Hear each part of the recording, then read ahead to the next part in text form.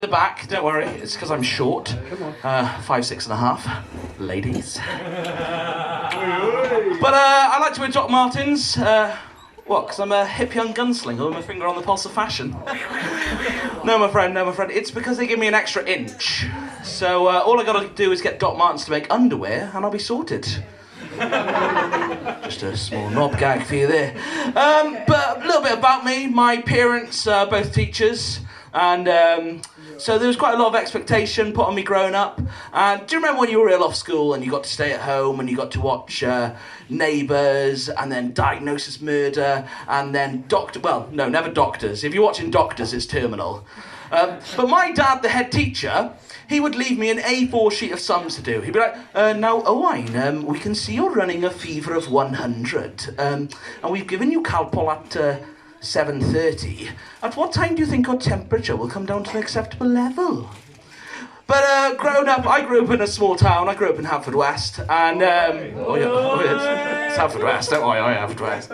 And so I grew up in Haverfordwest, and when your parents are teachers, you'd be on a night out, and inevitably you'd bump into somebody who your parents had taught. And it goes one of two ways. It's either, Hi, you're Mrs. Roach's son, aren't you? Oh, your mum used to teach me in school. Yeah, she was a right ledge. Oh, tell, it's Mrs. Roach's son. Yeah, give a drink. Or, hey, you're Mr. Roach's son, aren't you? Yeah, your dad was a right prick to me in school. Oh, tell, it's Mr. Roach's son. Yeah, his dad was a right prick to me in school. But you know, I wish I had more courage. I wish I was a bit more of a courageous person. And I remember watching the Extinction Rebellion protests, and there was this lawyer, and she must have been about her 50s, and she superglued her hand to the floor, and I thought, wow, that's courage, that's conviction, and I filled with pride for this woman who I'd never met before, and I thought, wow, that's amazing. I didn't have quite the same feeling when my 4-year-old superglued his hand to the wall in W.H. Smith's. What are you doing? I don't care if you're trying to save the planet. It's $5.99 a ball. But I have got kids. They're two dickheads. And I'd say I'm an adequate parent. You know, I don't catch all the bumps and scrapes and bruises. Essentially, we're one good doctor's checkup away from a social services visit. But, you know, has anyone here got a brother?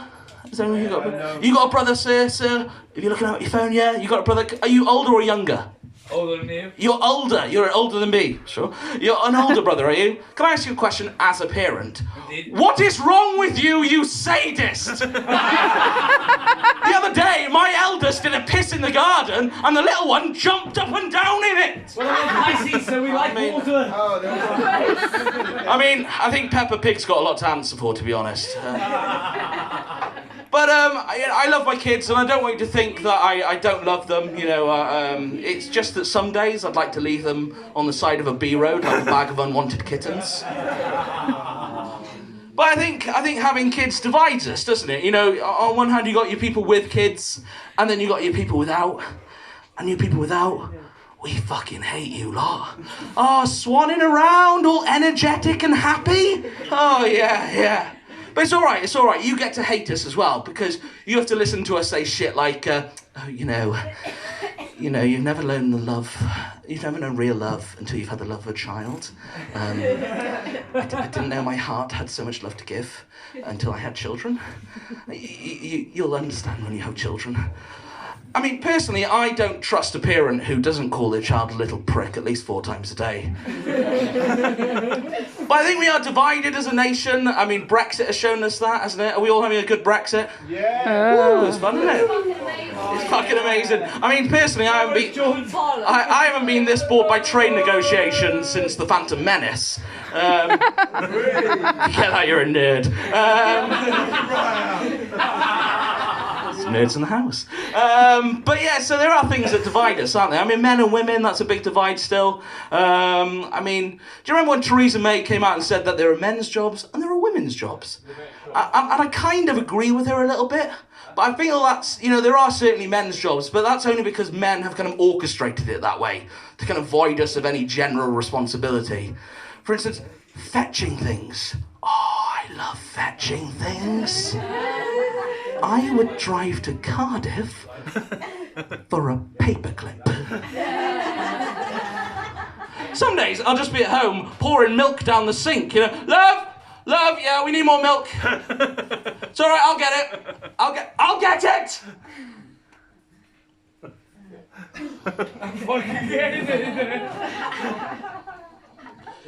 But I think there are still things that kind of divide us as well. You know, there's LGBTQ issues that kind of divides us still, unfortunately, as a nation.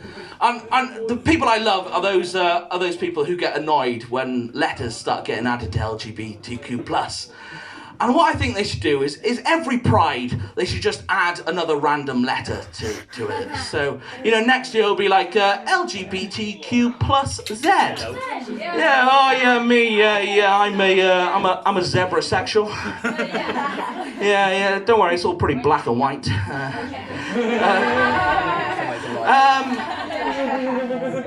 But I think sexuality is such a kind of broad spectrum anyway, you know, I think we all kind of sit somewhere on it, don't we? I mean, personally, I kind of class myself as bi-curious, maybe. I mean, essentially what that means is I pop a cock in my mouth, but I might not like the taste.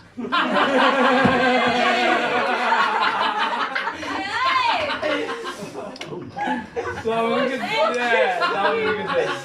was brilliant. It's very tart, isn't it? That was a very tarty one. Well, ladies and gentlemen, that's me. My name's Owain Roach. Thank you very much. Now, keep that energy going.